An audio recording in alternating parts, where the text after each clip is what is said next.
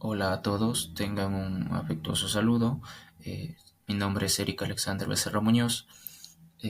Soy estudiante de la Universidad Nacional de Cajamarca, Facultad de Ingeniería, de la Escuela Académico Profesional Ingeniería de Sistemas. En esta ocasión estoy realizando un video para el curso de tópicos especiales de redes con el tema de diseño y análisis de radioenlaces. Bien, como contenido tenemos lo que vamos a explicar, lo que sería el EIRP, pérdidas en el espacio libre, disponibilidad del enlace, fenómenos climáticos, modulaciones digitales. Bien, empezamos con el EIRP, que bueno sería la potencia radiada isotrópica efectiva. Esta nos describe la potencia que emite una antena en una dirección específica comparada con una antena isotrópica ideal. El ERP no solo considera la potencia de entrada del sistema, sino también la ganancia de la antena y las pérdidas o atenuaciones asociadas al sistema de transmisión. Bien, ¿por qué decimos que es una antena isotrópica ideal? Es porque en esta antena, este tipo de antena, esto no considera lo que son los factores climáticos, como pueden ser las lluvias, también el vapor de agua, la concentración de oxígeno y entre otros objetos físicos que podrían llegar a hacer una atenuación. También es porque esta antena irradia en la misma potencia en todas las direcciones, como podemos ver acá en la imagen, como es como una esfera, ¿no? Que tiene la misma medida desde el centro hacia el exterior. Bien, ¿cómo calculamos el IRP? La fórmula es la potencia del transmisor más la ganancia de la antena menos la atenuación del sistema o las pérdidas. En este caso, la potencia del transmisor es la cantidad de energía que genera el transmisor y se entrega a la antena para su radiación. Esta se mide en vatios o decibelios, milivatios. Lo que es la ganancia de la antena es pues una medida como en la cual la antena concentra la energía en una dirección específica y se expresa en decibelios respecto a una antena isotrópica ideal. Eh, la ganancia depende del diseño físico de la antena, ya sea como tamaño y la forma y directividad de la señal. Lo que es la pérdida del sistema, esto viene a ser representado por las reducciones de la potencia debido a los componentes del sistema, ya sean como los cables, los conectores, los adaptadores que se vayan usando. Bien, tenemos un ejemplo, nos dice que supongamos que tenemos un punto de acceso Wi-Fi que funciona en la banda de 2.4 GHz con los siguientes parámetros. La potencia de salida sería de 20, la ganancia de la antena sería de 5, la pérdida en cables y conectores sería de 2. Para ello tenemos la fórmula que acabamos de ver y acabamos de explicar, y pues como tenemos todos los datos necesarios para calcular el EIRP, simplemente bastaría con reemplazar estos datos en la fórmula. Así, por ejemplo, aplicando la fórmula tendríamos un ERP de 20 decibelios más 5 decibelios, que sería la ganancia de la antena, menos 2 decibelios, que vendría a ser la pérdida. Bien, haciendo los cálculos, pues nos sale un EIRP de 23 decibelios, que sería equivalente aproximadamente a unos 200 milivatios de potencia radiada isotrópica efectiva. Bien, ¿quiénes son los organismos que, bueno, tratan de regular eh, estos valores para EIRP? Bueno, en el ámbito internacional tendríamos a lo que es la ITU, que pues define estándares y límites generales para EIRP en diferentes bandas de frecuencia. Tenemos a la Federal Communication Commission en Estados Unidos, que pues esta regula la potencia máxima, incluidos los valores de IRP para tipos de aplicación, ya sea Wi-Fi, redes móviles o satélites. Tenemos en Europa a ETSI, que pues establece directrices sobre el EIRP en colaboración con las regulaciones locales que se manejan ahí en Europa. Bien, en nuestro ámbito nacional, pues tenemos que está regulado por el Ministerio de Transportes y Comunicaciones, el MTC, eh, que es una entidad encargada de emitir las políticas, normativas y regulaciones relacionadas con el espectro radioelectrónico en Perú. Eh, También tenemos a OCIPTEL, que es el organismo supervisor de inversión privada en telecomunicaciones. Esto se enfoca en la supervisión y fiscalización del cumplimiento de las regulaciones por parte de los operadores. Bien, tenemos lo que es el FSLP, que bueno, esto viene a ser la atenuación de la señal a medida que viaja a través del espacio libre. Esto sin obstáculos que interfieran con su propagación en comunicaciones inalámbricas. Para calcular este FSPL nos ayuda a determinar cuánto se debilitará nuestra señal debido a la distancia y la frecuencia de la señal. Bueno, como podemos ver en la imagen, tenemos un punto TX, una distancia, y otro punto RX. Bien, la fórmula para el FSPL vendría dada por 20 logaritmo de 10 de la distancia, más 20 logaritmo en base 10 de la frecuencia, más 20 logaritmo en base 10 de 4pi, entre c, que vendría a ser la velocidad de la luz, ¿no? Que pues es aproximadamente 3 por 10 a la 8 metros por segundo. Bien, tenemos también un ejemplo, el cual nos dice que si queremos calcular las pérdidas en el espacio libre para una señal de 2.4 GHz que baja a una distancia de 1 kilómetro. Bien, tenemos la distancia, que sería 1 kilómetro, equivalente a 1000 metros, la frecuencia 2.4 GHz o 2.4 por 10 a la 9, y la velocidad de la luz, que pues es un valor fijo, que sería un 3 por 10 a la 8 metros sobre segundo. Bien, esto si dividimos la fórmula para hacer un poco más efectivo el cálculo, tendríamos que pues el 20 por el logaritmo en base 10 de la distancia, que sería 1 kilómetro, nos da 60 decibelios. Asimismo, el término 2 nos da 187.6 decibelios, y en el tercer término tendríamos menos 147.6 decibelios. Entonces, reemplazando los términos en la fórmula, tendríamos 60 más 187.6 menos 147.6, que nos da una pérdida aproximada a 100 decibelios. Entonces nos dice aquí que las pérdidas en el espacio libre serían aproximadamente 100 decibelios para viajar una señal de 2.4 GHz en una distancia de 1 kilómetro, que es lo que estábamos calculando. Bien, ahora vamos a hacer una simulación en el programa MATLAB, en el MATLAB Online, esto para poder ver un poco en código lo que es estas atenuaciones.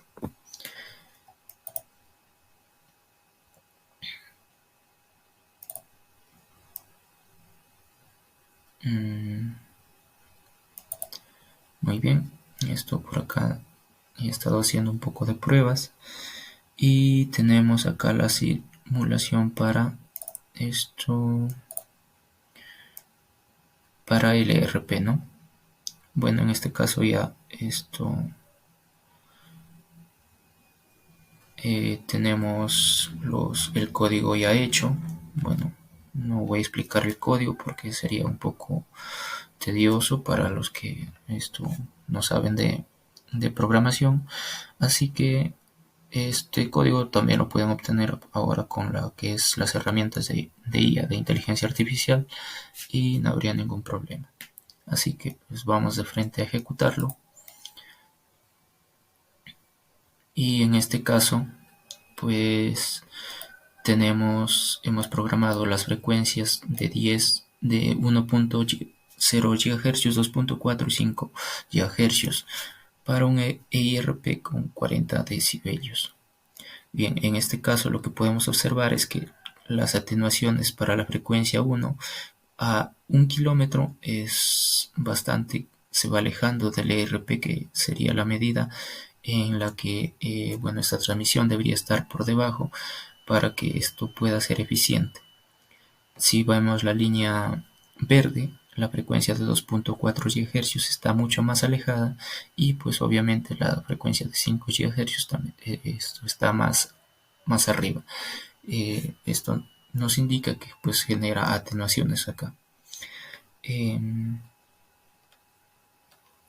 Bien, si queremos esto, por ejemplo, cambiar estos valores para que pues esto nos dé unos valores que en las frecuencias que estén por debajo del EIRP, pues acá tendríamos que cambiar unos datos, ¿no? Por ejemplo, en los parámetros del sistema. Acá, por ejemplo, la potencia del transmisor lo vamos a aumentar a 50 y la ganancia de la antena lo vamos a aumentar a 20. Y volvemos a correr el código y vemos la figura que nos sale. Bien, en este caso nos sale un ERP más alto, obviamente, que sería 65 decibelios, y como podemos ver acá, las señales en 5 GHz están bien pegadas al ERP, que quiere decir que acá tenemos transmisión. Obviamente la línea verde y la línea azul pues están transmitiendo de manera muy eficiente en esta parte, pero al igual, cuando va aumentando la distancia nos va generando atenuaciones. Bueno, esto sería la explicación de este código. Vamos a ver otro código, el cual, básicamente nos va a calcular el ejercicio que hicimos manualmente. Bien, al ejecutar el código, esto nos sale que tenemos una distancia de 1000 metros, una frecuencia de 2.4 GHz y las pérdidas en el espacio libre son de 100.5 decibelios. En este caso nos calcula con decimales, pues porque obviamente la máquina es una herramienta que está especializada para tener precisión. En el ejemplo práctico que vimos en las diapositivas, pues lo aproximamos a un resultado que sería el 100, pero en este caso nos dice que 100.5.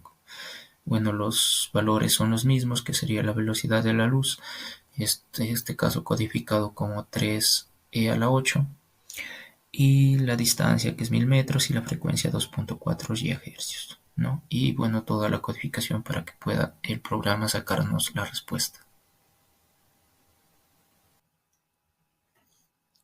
Y bueno, regresamos a nuestra presentación para seguir explicando los temas. Ahora nos tocaría factor climático y disponibilidad de enlace. Bien, ¿qué es esto? Pues los fenómenos climáticos como la lluvia y el vapor de agua nos generan atenuaciones significativas en los enlaces de las microondas. Y en este caso tenemos las recomendaciones de la I2R, que pues nos ayudan a identificar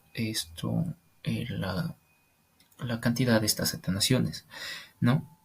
Para el caso de la atenuación por lluvia vendría a ser la I2-RP838, y en el caso de vapor de agua y oxígeno sería la I2-RP676.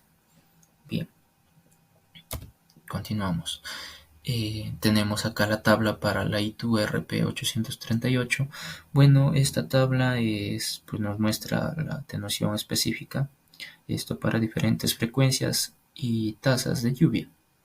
En la primera columna podemos ver como las frecuencias en gigahercios, las cuales están considerando 10, 20, 30, 50 y 95.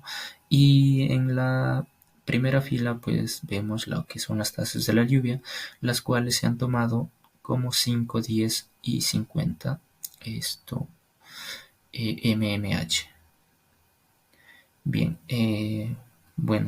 ¿cómo se leería esta tabla? Pues las escalas en las celdas indican la atenuación específica. Por ejemplo, a 20 GHz una tasa de lluvia de 10, la atenuación específica sería de menos 0.0 4030, ¿no? Y por ejemplo a 50 GHz y una tasa de lluvia de 50, la atenuación específica es de menos 1.0317 decibelios por kilómetro. Bien, respecto a la I2RP 676, pues esta es una recomendación que nos va a describir cómo los gases atmosféricos, como el vapor de agua y el oxígeno, absorben las señales de radio.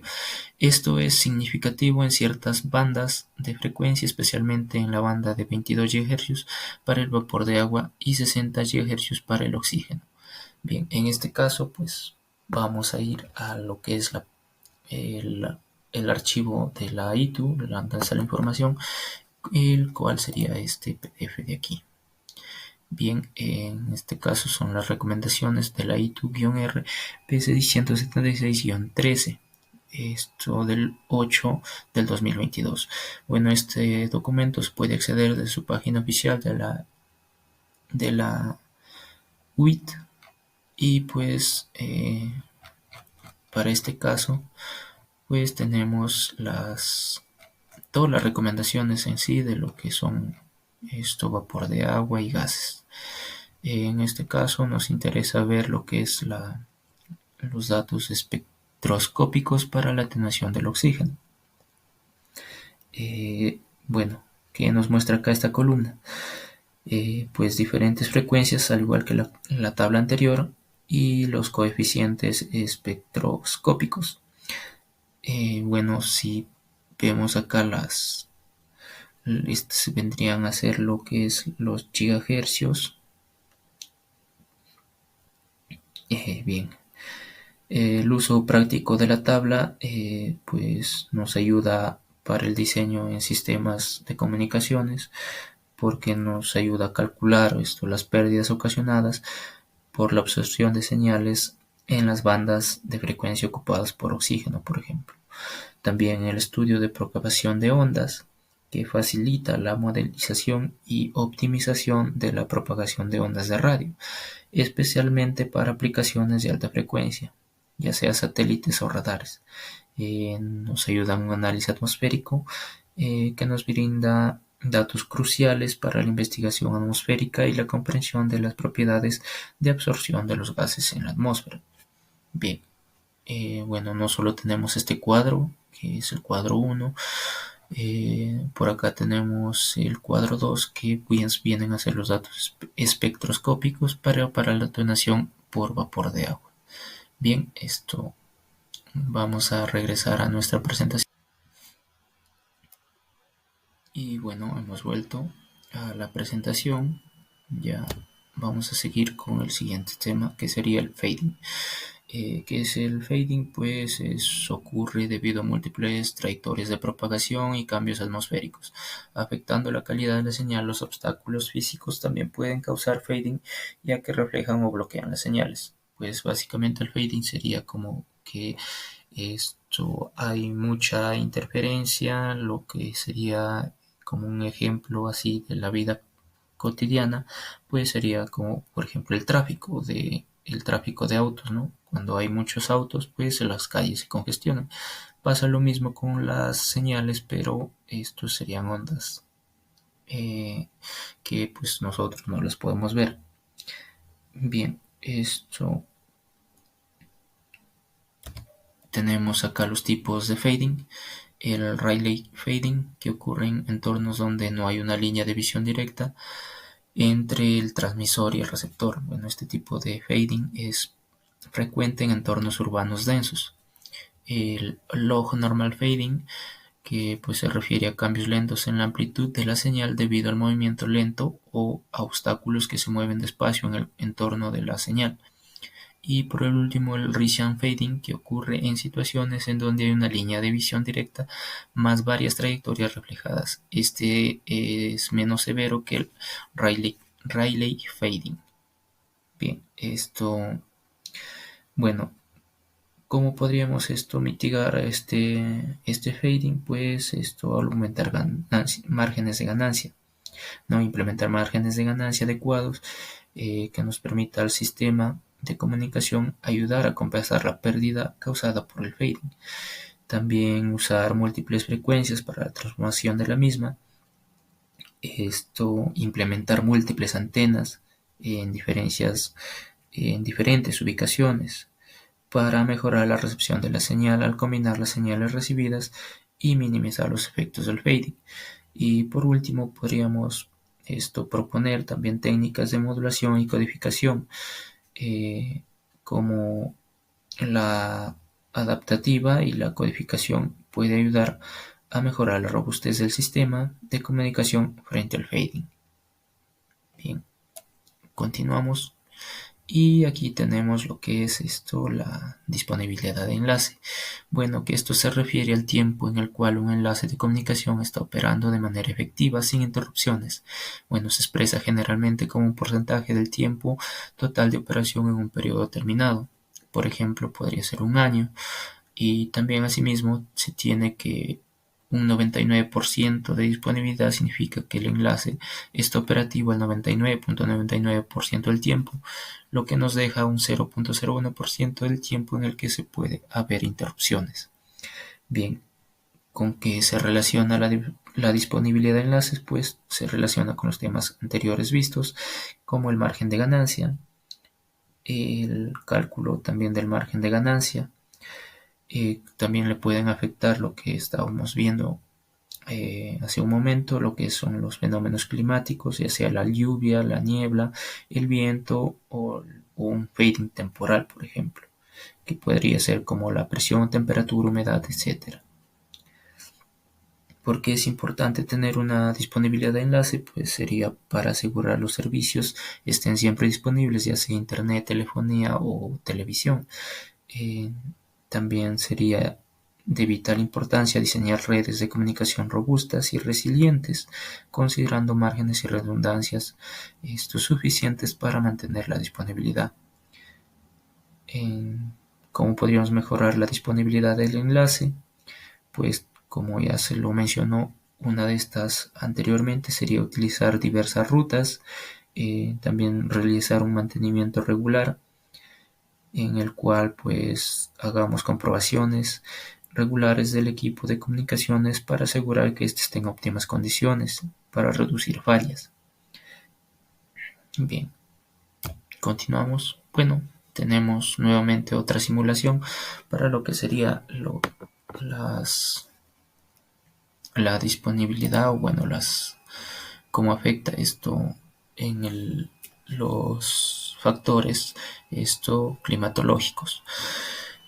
También acá en este caso vamos a seguir con el programa MATLAB, el online, y acá tenemos el código todo codificado y pues entonces ahora solo nos queda correr el código.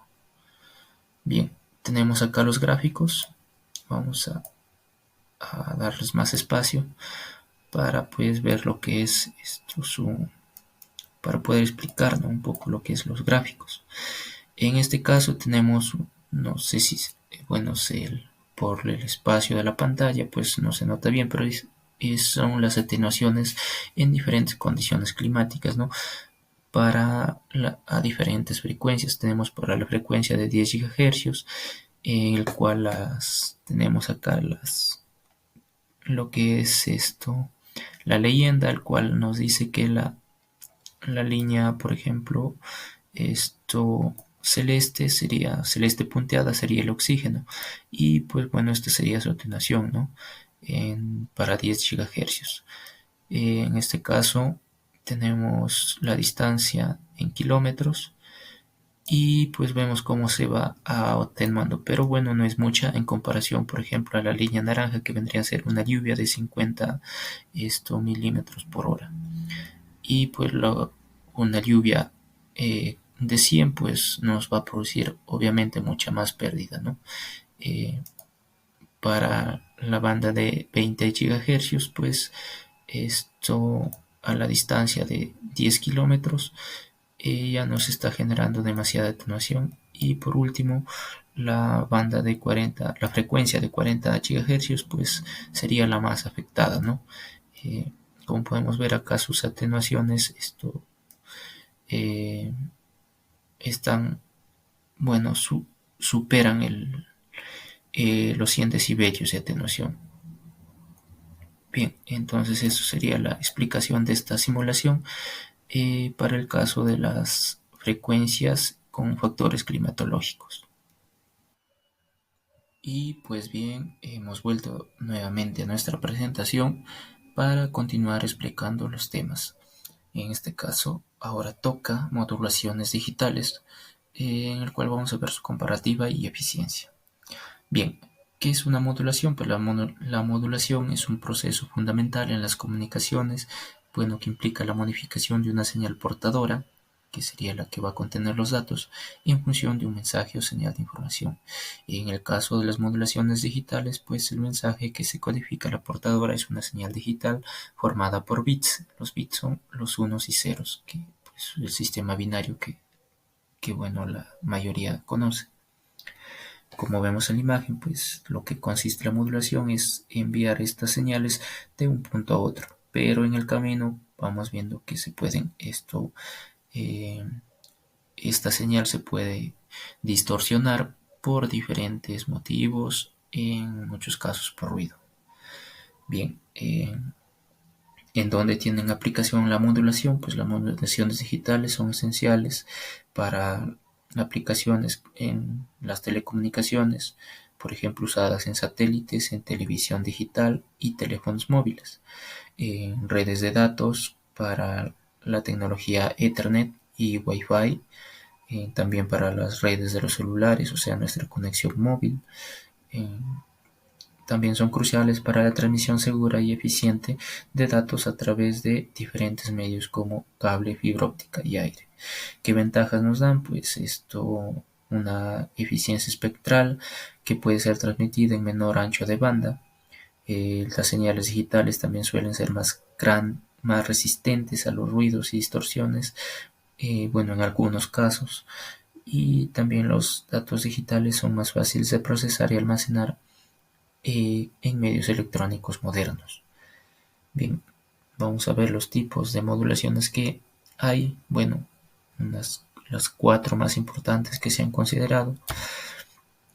Bien, en primer lugar tenemos la modulación PAM5 o PAM-5, que sería un Pulse Amplitude Modulation 5 Level o 5 niveles, que su nombre se explicará pues en un momento, porque se explica de manera muy gráfica con la imagen que estamos viendo.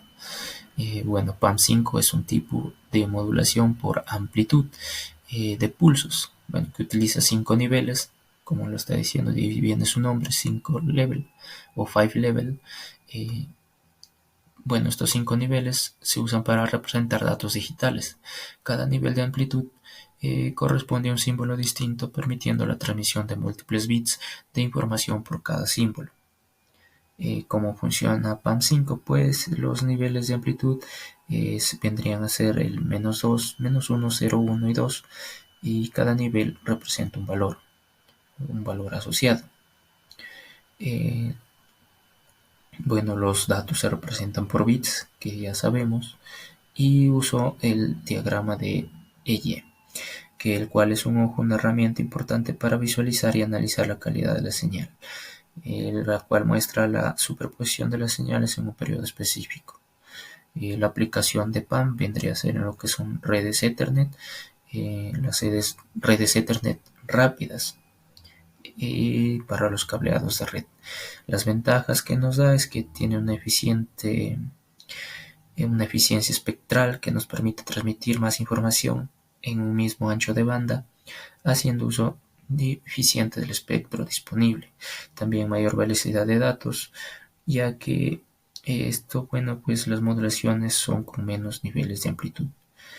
¿Qué desafíos tiene PAM? Bueno, pues como en toda modulación, el ruido y las interferencias, estos son los que nos pueden dañar la amplitud en la que se transmite. También la complejidad de la implementación en términos de diseño y circuitos, ya que el procesamiento de señales comparadas con modulaciones más simples como PAM2, pues es mucho más fácil. Bien, en la imagen lo que podemos ver en la parte de aquí acá arriba, Bueno, sería lo que es una señal binaria, ¿no?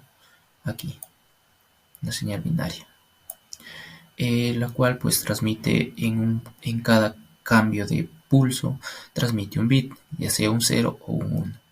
Y en este caso, en la parte de acá abajo tenemos la señal ya PAM5 en sí, la cual tenemos los números que estábamos viendo, los 5 niveles, el 2, el 1, el 0, el 1, el -1 y el -2, en el cual pues cada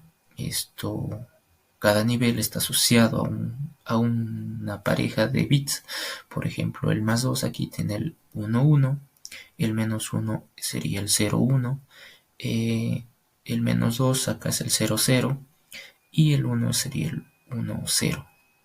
Bien, ¿cómo se transmite? Pues cuando queremos enviar un 1, 1, o sea, una pareja de bits 1, 1, pues se hace un cambio de pulso hacia el +2.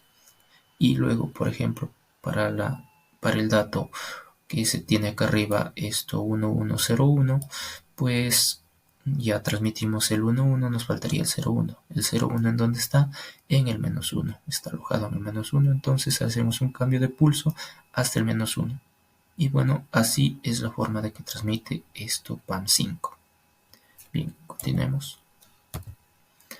Ahora tenemos la modulación BPSK. Bueno, esta modulación se da por desplazamiento de fase binario, que es una técnica de modulación digital en la cual se varía la fase de la portadora en función de los datos digitales.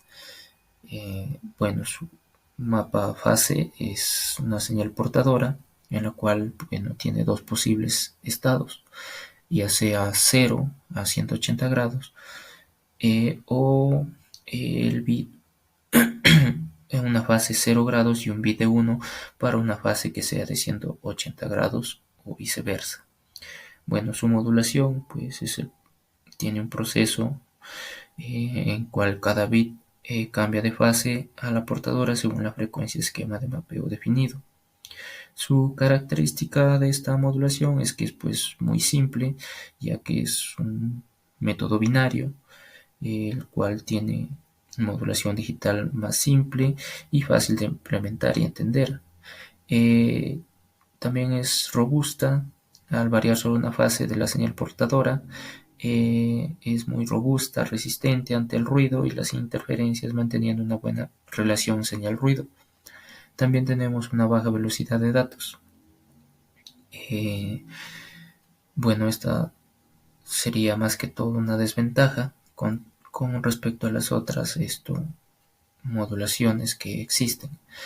En donde se aplica BPSK, pues se aplica en comunicaciones por satélite, usado por su robustez, por su resistencia a las atenuaciones, en sistemas RFID para comunicaciones eficientes, en sistemas de identificación por radiofrecuencia y también podría ser en sistemas de comunicación digital, bueno, los cuales emplean enlaces de datos y transmisión de señales en números tecnológicos de comunicación.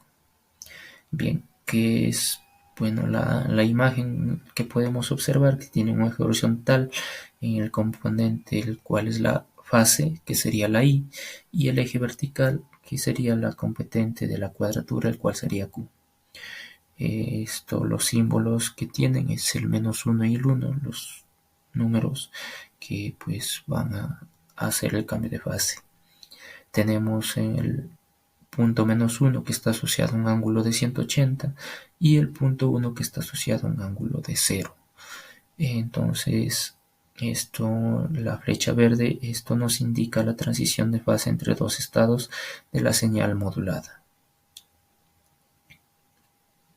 Bien, ¿cómo se representan los datos? Pues son los bits 0 y 1 que se representan con una señal con una fase de 0 grados para el punto 1 en el eje Y y una señal de 180 grados en el punto -1 en el eje Y.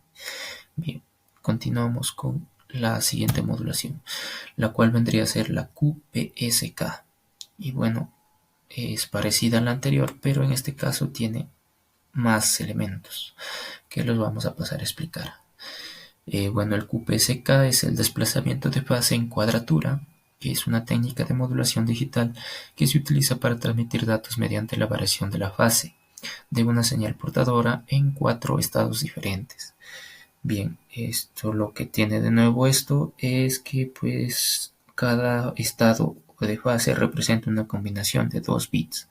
Empezamos con el 00 en el 0 grados, el 01 en el 90 grados, el 11, el 11 en 180 grados y el 10 en 270 grados. En la imagen, como podemos observar, también tenemos lo que sería el 1, los símbolos que están ubicados ahí en la imagen. La transmisión se hace mediante la señal digital que se modula cambiando de fase la portadora a uno de los 4 valores mencionados según el D-bit actual, con lo cual nos permite transmitir 2 bits por cada símbolo de señal modulada. Bien, ¿qué características tiene QPSK? Pues es más eficiente espectralmente que BPSK, ya que transmite el doble de datos al mismo ancho de banda. Bueno, el anterior BPSK solo transmitía un dato, mientras que BPSK transmite 2 datos. Las aplicaciones que tiene QPSK pues son también en comunicaciones satelitales. Se utiliza por su eficiencia y capacidad para transmitir una mayor cantidad de datos. En televisión digital, ya que pues la transmisión de televisión ahora es más satelital. En la telefonía móvil, empleando tecnologías móviles como 3G y 4G. Bien, bueno, en la imagen lo que podemos ver es el eje horizontal, que se denomina como el eje de la componente en fase 1, mientras que el eje vertical se denomina el eje de componente de cuadratura. Bueno, es lo que estábamos viendo también los mismos componentes en el BPSK. Tenemos en el ángulo de 45 asociado al símbolo 11, que representa un divideo 11. En el ángulo 135 el -11. En el 255 el -1 y en el 315 el 1 Bueno, y eso sería su mapa fase, ¿no? El cual tenemos 45, 135, 255 y 315 grados. La información que se transmite también es pues, por cambio de fase de la señal portadora a uno de los 4 estados que se tiene en esta imagen. Bien, continuamos con la siguiente modulación. Y pues acá tenemos a las modulaciones QAM. Bueno, este tipo de modulaciones se diferencia en las anteriores, ya que pues o transmitían en cambio de fase o en cambio de amplitud. En cambio, el QAM es una técnica avanzada de modulación digital que combina estos dos tipos de modulación: la modulación de amplitud en cuadratura y la modulación de fase en cuadratura. Al hacerlo, pues QAM esto modifica la amplitud como la fase de la portadora para codificar los datos digitales.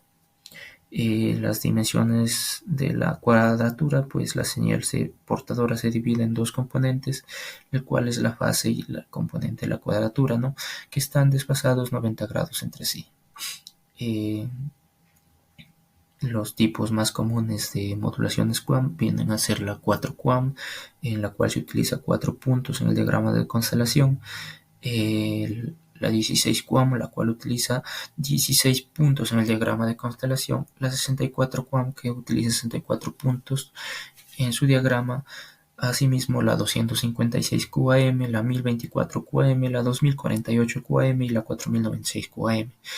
Cabe mencionar que pues cuanto más grandes sean los puntos de la constelación, o sea, más hartos sean los puntos, pues la atenuación va a ser menor, va a ser mayor.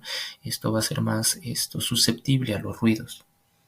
La aplicación que tiene QAM pues es en telecomunicaciones, utilizando ampliamente un sistema de comunicación digital como televisión por cable, en los modems digitales y los enlaces de radio.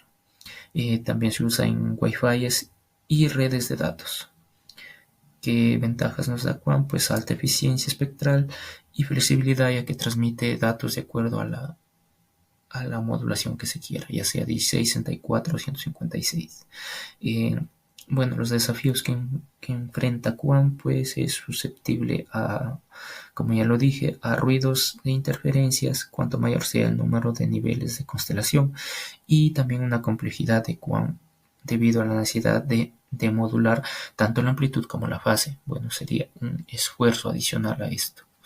Bien, para explicarles esto, la imagen, pues tenemos acá que transmitir el dato 0011, bueno, que está en este punto de acá. Este punto de acá es el dato que queremos transmitir. Bueno, que tenemos acá primero que ver es la amplitud. Acá si vemos tendríamos pues un 25, un 50 y acá un 75. Bien, bueno, para llegar al 001 necesitamos una amplitud de 75, la cual pues vendría a dar una vuelta ahí y llega a este punto de acá. Y bueno, la fase acá sería 210. En este caso, entonces la fase 210 grados. Eso se usaría para transmitir el dato 0011. Si quisiéramos transmitir el dato 0111, pues en ese caso empezaríamos con una amplitud de 25, llegaríamos acá al punto y pues su grado acá sería de 215, no porque está mucho más abajo, 215 grados. Y así es como se transmite los datos pues en una constelación QAM. Su fase y su amplitud. Y lo mismo para decodificar, ¿no? Primero se tendría que ver la fase, no, se tendría que ver la amplitud y luego la fase, cuánto ha sido el cambio de fase que ha tenido para poder decodificar el dato. Bien, por acá presentamos un cuadro comparativo entre las modulaciones que hemos visto en lo que es términos de eficiencia espectral, relación señal-ruido y capacidad de transmisión. Para la PANQ 5 tenemos que pues en eficiencia de espectral pues es moderada, ya que transmite más información que PAM2, como ya lo habíamos mencionado, dado que transmite pues en 2 bits por cada cambio de fase. En relación señal-ruido también es moderada, ya que requiere una SNR algo mayor que las modulaciones más simples, como podrían ser BPSK. En capacidad de transmisión es moderada, ya que es capaz de transmitir más bits por símbolo, que vendría a ser 2.32 bits por símbolo. En BPSK tenemos que su eficiencia espectral es baja porque solo transmite un bit por símbolo. En relación señal-ruido es alta, ya que es muy robusta contra los ruidos, y es baja en capacidad de transmisión porque solo transmite un bit por símbolo. En lo que es QPSK pues tenemos una eficiencia espectral que es alta, ya que transmite 2 bits por símbolo. En su señal ruido pues es moderada, ya que es menos robusta que BPSK, pero es eficiente. Bueno, es menos robusta ya que transmite más datos. Como ya lo dije, a más datos es más susceptible a la señal ruido. En lo que es capacidad de transmisión, pues tenemos que es alta, ya que dobla la capacidad de BPSK en 2 bits por símbolo. Lo que ven a ser QAM en eficiencia espectral es muy alta y varía según el orden, ya sea de 1664 a 256. También es en relación señal-ruido, también es variable, ya que requiere un mayor SNR según el orden de QAM. Si es 16 va a requerir un menor SNR que una de 64, porque tiene menos puntos en los cuales los bits se pueden confundir. En lo que es capacidad de transmisión es muy alta, ya que incrementa el orden. Por ejemplo, tenemos a 16 QAM que transmite 4 bits por segundo y a 64 QAM que transmite 6 bits por símbolo, o sea, por cada cambio de fase y cada cambio de amplitud. Bien, eso es lo que sería el cuadro comparativo con respecto a las modulaciones. Y tenemos la simulación para lo que son las modulaciones QAM. Así que vamos nuevamente a nuestro MATLAB para poder ver estas modulaciones. Bien, en este caso vamos a ver las simulaciones, lo que son en la 16 QAM y la 256 QAM. Bien, ejecutamos el código y tenemos por acá dos figuras. En este caso,